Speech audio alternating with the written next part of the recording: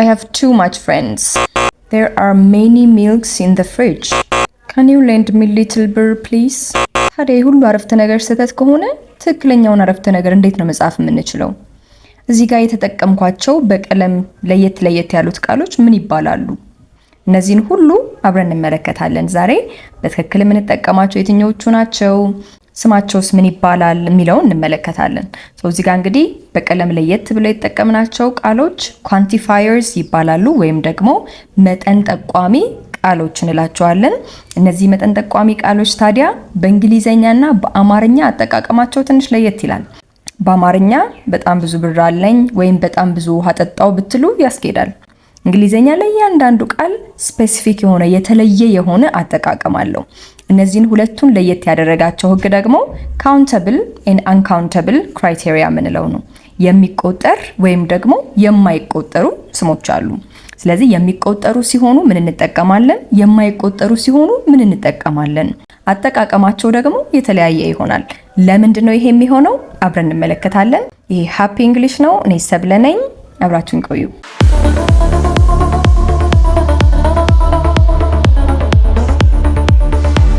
ኦኬ ሶ የምንጀምረው የሚቆጠሩና የማይቆጠሩ ስሞች ምንድናቸው የሚለውን በማየት ነው።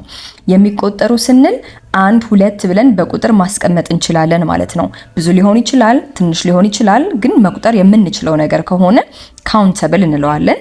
የማይቆጠሩ የምንላቸው ደግሞ 1 2 ብዬ በቁጥር ማስቀመጥ የማልችላቸው ስሞች ናቸው። ለምሳሌ ወተትን መቁጠር አንችልም። ሃይላንድ ውስጥ ቢቀመጥ ሃይላንዱን ልንቆጥር እንችላለን፣ ራሱ ወተቱ ግን አይቆጠርም። ውሃ ልንቆጥር አንችልም፣ ፈሳሽ ነገር ስለሆነ። ጤፍ ልንቆጥር አንችልም፣ አሸዋ ልንቆጥር አንችልም፣ ስኳር ልንቆጥር አንችልም። ስለዚህ እነዚህ የማይቆጠሩና የሚቆጠሩ ናውን ሲሆኑ ወይም ስም ሲሆኑ የምንጠቀማቸው መጠንን ጠቋሚ ቃሎችም ደግሞ የተለያዩ ይሆናሉ ማለት ነው። ሶ ኮመን የምንሰራቸው ሚስቴኮች ወይም ስህተቶች ምንድናቸው? ትክክለኛውስ እንዴት ነው የሚለውን አብረን እንይ። ለምሳሌ እስኪ እናያቸው። እነዚህ ኳንቲፋየር ወይም መጠን ጠቋሚ ከምንላቸው ውስጥ ሳም ኤንድ ኤኒ ለምን እንጠቀማቸዋለን? ሳም የምትለዋን ቃል ለምን መጠቀም እንችላለን? ይሄ ለሁለቱም ያስኬደናል። የሚቆጠርም ቢሆን ማይቆጠርም ቢሆን መጠቀም እንችላለን።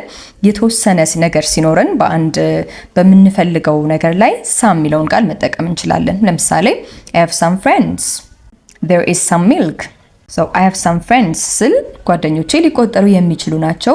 There is some milk ስል ግን የተወሰነ ወተት አለ ግን ልቆጥረው አልችልም ማለት ነው። ኤኒን መቼ እንጠቀማታለን? ጥያቄ ለመጠየቅ ወይም ደግሞ አፍራሽ የሆነ ቃል አረፍተ ነገር ውስጥ ካለ ኤኒ መጠቀም እችላለሁ። ለምሳሌ do you have any money? ይሄ ለጥያቄ ነው ማለት ነው። I don't have any time። ይሄ ደግሞ ኔጌቲቭ የሆነ ወይም ደግሞ አፍራሽ ቃል ያለበት ኖት የምትል ቃል ያለችበት አረፍተ ነገር ነው ማለት ነው። በሁለተኛነት የምናየው ማች ኤንድ ሜኒ ነው። እዚህ ጋር እንግዲህ መለየት እንጀምራለን ማለት ነው። ምክንያቱም ማች ለማይቆጠር ነገር እንጠቀመዋለን፣ ሜኒ ካልኩኝ ደግሞ ለሚቆጠር ነገር እንጠቀመዋለሁ። ሁለቱም ግን ብዙ ነገርን ያሳያል ማለት ነው። እዚህ ጋር ለጥያቄም መጠቀም እንችላለን፣ ለመረጃ ሰጪ አረፍተ ነገር መጠቀም እንችላለን። ልዩነቱን የሚያመጣው የሚቆጠርና የማይቆጠር መሆኑ ነው። ለምሳሌ አረፍተ ነገሮች ስናይ ማች ካልኩኝ how much water do you drink? ስለዚህ እዚህ ጋር water uncountable ስለሆነ ወይም የማይቆጠር ስለሆነ በማች ጠይቃለሁ ማለት ነው። I don't have much time። እዚህ አረፍተ ነገር ላይ ኔጌቲቭ የሆነ ቃል ነው። ታይም አሁንም የማይቆጠር ነገር ስለሆነ ማች በምትል ቃል ጠቀማለሁ ማለት ነው። ወደ ሜኒ ስንሄድ ሜኒ ላይ የሚቆጠር ነገር መሆን አለበት የምናወራው ነገር። ለምሳሌ how many students are there? ምን ያህል ተማሪዎች አሉ? እዚህ ጋር ተማሪ ስለሚቆጠር ሜኒ የምትለውን ቃል ተጠቅሜያለሁ ማለት ነው።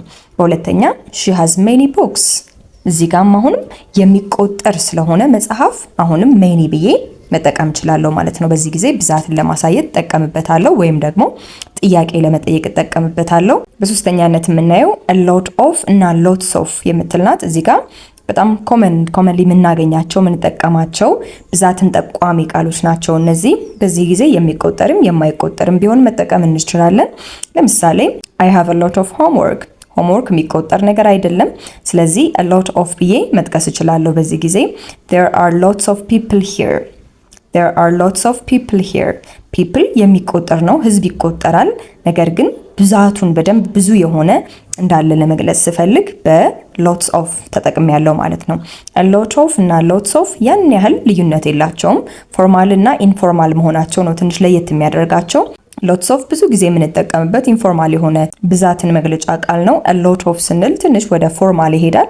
ከዛ ውጭ ግን ይሄ ነው የሚባል ልዩነት በእነዚህ ላይ አናገኝም ማለት ነው። እናንተም የምትጨምሯቸው አረፍተ ነገሮች ካሉ ሀሳቦች ካሉ መጨመር ትችላላችሁ። ሰብስክራይብ፣ ላይክ፣ ሼር፣ ኮሜንት ማድረጋቸውን እንዳትረሱ። እነዚህ በጣም አስፈላጊ የሆኑ ብዛትን የምንጠቁምባቸው ቃሎች ናቸው። የሚቆጠርና የማይቆጠር እየለየን መጠቀም አለብን። ካልሆነ ግን ንግግራችን ላይ ስህተት ይሆኑብናል ማለት ነው። ስለዚህ እነዛን ስህተቶች ላለመስራት ግዴታ የሚቆጠር የትኛው ነው፣ የማይቆጠር የትኛው ነው፣ ለነሱስ የምንጠቀመው ብዛትን ጠቋሚ ቃል የትኛው ነው የሚለውን በደንብ መለየት አለባችሁ። ወደ ቀጣዩ ስንሄድ a few እና few እናገኛለን። ይሄኛውን የምንጠቀመው የሜኒ ተቃራኒ እቺ ቃል ናት ማለት ነው። ሜኒ ካልኩኝ ብዛትን ያሳየኛል። a few ወይም ደግሞ few ስል ደግሞ ትንሽ መሆኑን ያሳየኛል። የነዚህ ደግሞ ልዩነት ራሳቸው a ስትጠቀሙ ከፊቷ እና few ብቻ ስትሆን ቃሏ አሁንም ልዩነት ያመጣሉ። a few ካልኩኝ ትንሽ ወደ ፖዚቲቭ ሚኒንግ ይሄዳል። እቺ ቃል ምናልባት some ከምትለው ቃል ጋር እኩል ልትሆን ትችላለች። ስለዚህ የዚች ቃል አላማ ኔጌቲቭ አይደለም፣ ፖዚቲቭ የሆነ ሐሳብ አለው ማለት ነው። ለምሳሌ I have a few friends ብል በጣም ብዙ ጓደኞች አይደለም ያሉኝ፣ ትንሽ ጓደኞች ናቸው፣ ግን ደግሞ በጣም ትንሽ አይደሉም ማለት ነው። እንደሚጠበቀው የሚያስፈራ ብቸኛ ሰው አይደለሁም እያልኩ ነው ማለት ነው። ሜቢ ሚኒንግፉል ጓደኞች ናቸው ያሉኝ፣ ግን ብዙ አይደሉም። I have a few friends ግን I am happy ሶ አይከፋኝም ማለት ነው። ወደ ፊው ከሄድኩኝ ግን ኦልሞስት ነን እንደማለት ነው። ወይም ደግሞ በጣም ኔጌቲቭ የሆነ ኖሽን ነው እዚህ ጋር ያለው ማለት ነው። ሶ I have few friends ካልኩኝ it means I am upset ማለት I need to have many friends ግን በምፈልገው ልክ አይደለም ያለኝ ጓደኛ በጣም ትንሽ ናቸው ማለት ነው እዚህ ጋር ያሉት። ስለዚህ a few እና few ልዩነታቸው a few ካልኩኝ ፖዚቲቭ የሆነ ሐሳብ አላት፣ few ካልኩኝ ግን በጣም ኔጌቲቭ የሆነ ሐሳብ ነው ያላት ማለት ነው። ደስተኛ አይደለሁም ሜቢ ባሉኝ ጓደኞቼ ብዛት ማለት ነው። ከዛ ወደ ቀጣዩ ስንሄድ ከዚህው ጋር ይመሳሰላሉ a little እና little a little እና little ይሄ ደግሞ ለማች ተቃራኒ ነው ማለት ነው። ይሄም ለማይቆጠር ነው የምንጠቀምበት። a few ከሜኒ ጋር በተቃራኒ ያስቀምጠናታል። ለሚቆጠር ነው እሷን የምንጠቀመው። ይሄኛው ግን ለማይቆጠር a little እና little። ከዛ ውጭ ግን ሐሳቡ ከፊት ለፊቱ ላይ a ስፔሊንግ ካገኛችሁ አሁንም ፖዚቲቭ የሆነ ሐሳብ አለው።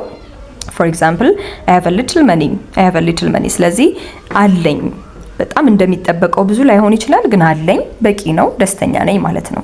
ያሁንም የሆነ ሳም ከሚለው ሐሳብ ጋር ይሄዳል። የተወሰነ ብር አለኝ እዚህ ጋር።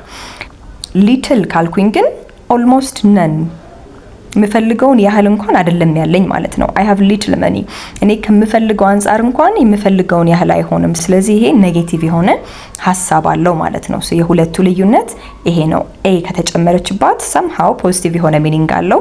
I have some money ብልና I have a little money ብል ሁለቱ ይቀራረባሉ። little ብቻ ከተጠቀምኩኝ ግን even የምፈልገውን ያህል እንኳን አይደለም፣ በጣም ትንሽ ነው ማለት ነው ያለኝ ገንዘብ። ወይም የትኛውን ቦታ ላይ little የምትል ከተጠቀምኩኝ በጣም ትንሽ ነው ማለት ነው ያለኝ ነገር። ወደ enough ስንሄድ enough ካልኩኝ በቂ ወይም ደግሞ sufficient የምንለው ነው። enough ከተጠቀምን ይሄኛውንም ለካውንተብልም ለአንካውንተብልም መጠቀም እንችላለን። it doesn't matter I have enough food በቂ ምግብ አለኝ። ምግብ የሚቆጠር ነገር አይደለም። በቂ ምግብ አለኝ ባይቆጠርም በቂ የሚለውን ይገልጽልኛል። I have enough years of experience I have enough years of experience አሁንም በቂ የሆነ ልምድ አለኝ፣ በቂ የሆነ አመት ሰርቻለሁ ማለት ነው። ስለዚህ መቁጠር እንችላለን፣ ኤክስፒሪየንሳችንን አመቱን መቁጠር እንችላለን። ለሚቆጠርም ለማይቆጠርም enough የሚለውን ቃል መጠቀም እንችላለን ማለት ነው። ከዛ ወደ too much and too many እንሂድ። እዚህ ጋር much and many ካልኩኝ ብዙ ነው ግን ስቲል ከሚጠበቀው ጋር ይመጣጠናል። too much and too many ከተጠቀምኩኝ ግን ከሚፈልገው በላይ ነው ማለት ነው። እዚች ጋር too የምትል ቃል ከተጠቀምን ትንሽ በስቶ ከምንፈልገው በላይ ደግሞ ወደ ኔጌቲቭ አይነት ይሄድብናል ማለት ነው። ለምሳሌ too much sugar, too many people assume ሻይ አዛችሁ ሊሆን ይችላል ወይም ቡና አዛችሁ ሊሆን ይችላል። ስኳር አድርገው ቢሰጧችሁና በጣም ቢበዛባችሁ oh this coffee has too much sugar። ስለዚህ በዚህ ጊዜ ደስ እያላችሁ ሳይሆን ከምትፈልጉት በላይ ሆኖባችኋል ማለት ነው። too much sugar የሚባለው። ከዛ ደግሞ too many people ፓርቲ ተጋብዛችሁ ሊሆን ይችላል ሄዳችሁ ሜቢ በተለይ ደግሞ ኢንትሮቨርት የሆነ ሰው ብዙ ክራውድድ የሆነ ኤንቫይሮንመንት ስለማይወድ ኦ ማይ ጋድ there are too many people ቢል በዚህ ጊዜ ከሚጠብቀው በላይ በጣም ከሚያስበው በላይ ሆኗል ማለት ነው። ልዩነታቸው አሁንም too much ከተጠቀምን አይቆጠርም የምናወራው ነገር too many የምትለዋን ቃል ከተጠቀምን ግን መቁጠር እንችላለን ማለት ነው። ኦኬ በቀጣይ የምናየው ደግሞ all most እና no እነዚህም ኳንቲፋየር ናቸው። አሁንም መጠንን ለመግለጽ እንጠቀምባቸዋለን። all እና no ተቃራኒ ናቸው ማለት ነው። all ካልኩኝ ሁሉም እያልኩ ነው ማለት ነው። no ካልኩኝ ደግሞ ምንም የለበትም ማለት ነው። ስለዚህ ሁለቱ ተቃራኒ ይሆናሉ። most ስል ከግማሹ በላይ የሆነው ቅድም ሳም በምትለያየናት ደግሞ ከግማሹ በታች ሲሆንብን ማለት ነው። እስኪ all የምትለውን ደግሞ እንያት። all ለሁለቱም መጠቀም እንችላለን። ለካውንተብልም ለአንካውንተብልም መጠቀም እንችላለን። ሞስትንም እንደዛው ለካውንተብልም ለአንካውንተብልም መጠቀም ይቻላል። ኖውንም እንደዛው ለካውንተብልም ለአንካውንተብልም መጠቀም እንችላለን። እስኪ all በሚለው አረፍተ ነገር እንስራ። all students passed all students passed ሁሉም ተማሪዎች አልፈው ነበር ወይም ደግሞ አልፈዋል። ስለዚህ በዚህ ጊዜ all students ካልኩኝ ተማሪ የሚቆጠር ነገር ነው ማለት ነው። ከዛስ ደግሞ all of my money is spent all of my money is spent አሁን ደግሞ ገንዘብ የሚባለው ነገር አይቆጠርም። ስለዚህ all of my money ስል በዚህ ጊዜ ለአንካውንተብል ናውን ወይም ለማይቆጠር ስም ተጠቅሜዋለሁ ማለት ነው all የሚለውን ቃል። ወደ most እንሂድ። most people like coffee most people like coffee በዚህ ጊዜ ህዝብ የሚቆጠር ነው። ስለዚህ ሰውን መቁጠር ስለምንችል most የምትለዋን ቃል ለካውንተብል ናውን ወይም ለሚቆጠር ተጠቅመናታል ማለት ነው። ከዛ ደግሞ ቀጣዩን አረፍተ ነገር እኒ I spend most of my time studying I spend most of my time studying በዚህ ጊዜ most የምትለዋን ከታይም ጋር ነው ያገናኘኋት። ታይም ወይም ደግሞ ጊዜ የምንለው ደግሞ የሚቆጠር ነገር አይደለም። ስለዚህ ለአንካውንተብል ናውንም ለካውንተብል ናውንም most የምትለዋን መጠቀም እንችላለን ማለት ነው። ወደ no ስንሄድ ደግሞ for example no one came ስለዚህ በዚህ ጊዜ የሚቆጠር ነበረ ህዝቡ ያው ሰው እንቆጥራለን ግን ደግሞ ምንም የመጣ የለም። ስለዚህ ምንም የሚለውን ነው ይሄ የሚገልጽልን። all ሁሉም ነበረ no ካልን ምንም ይሆናል ማለት ነው። ኦኬ ወደ አንካውንተብል ደግሞ እንሄድ። there is no water in the bottle there is no water in the bottle ስለዚህ በዚህ ጊዜ ምንም ውሃ የለም እያልኩ ነው ማለት ነው። ውሃ ደግሞ አንካውንተብል የሆነ ናውን ነው። ስለዚህ no የምትለዋንም ቃል ለካውንተብልም ለአንካውንተብልም መጠቀም እንችላለን። ልዩነቱ ምንድነው ግን ምንም እያልን ነው ማለት ነው። የሆነ ነገር ባዶ ሲሆን ወይም ደግሞ ዜሮ ሲሆን የምንጠቀመው ነው ማለት ነው።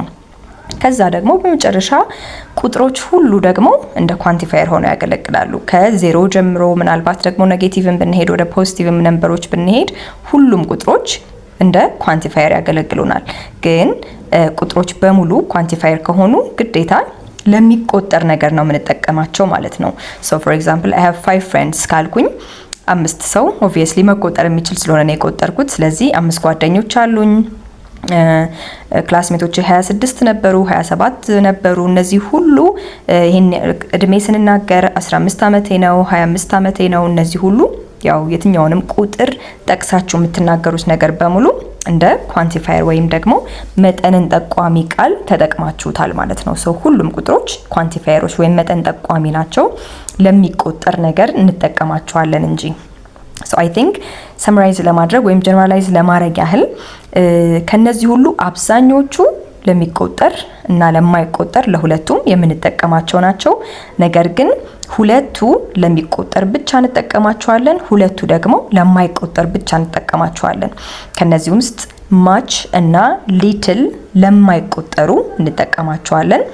many እና few ለሚቆጠሩ ብቻ እንጠቀማቸዋለን። many እና few ወስደን ለማይቆጠር መጠቀም አንችልም። much የሚለውንና little የሚለውን ወይም እነዚህ ቃሎች ያለባቸውን የትኛውንም ኳንቲፋየር ወስደን ለሚቆጠር ነገር መጠቀም አንችልም ማለት ነው። ከሁለቱ ውጪ ግን ሌሎቹን ለሁለቱም መጠቀም እንችላለን። I think ዛሬ በጣም ጠቃሚ የሆነ ሌሰን እንዳገኛችሁ ተስፋ አደርጋለሁ። ስህተት ከዚህ በኋላ ትሰራላችሁ ብዬ አላስብም። አሁንም ቢሆን ያስፈልጋችኋል ለምትሏቸው ሰዎች ሁሉ ሼር ማድረግ እንዳትረሱ። ኮሜንት ማድረግ እንዳትረሱ። ለዚህ ቻናል ላይ ሰብስክራይብ እና ላይክ እያደረጋችሁ ተከታተሉ።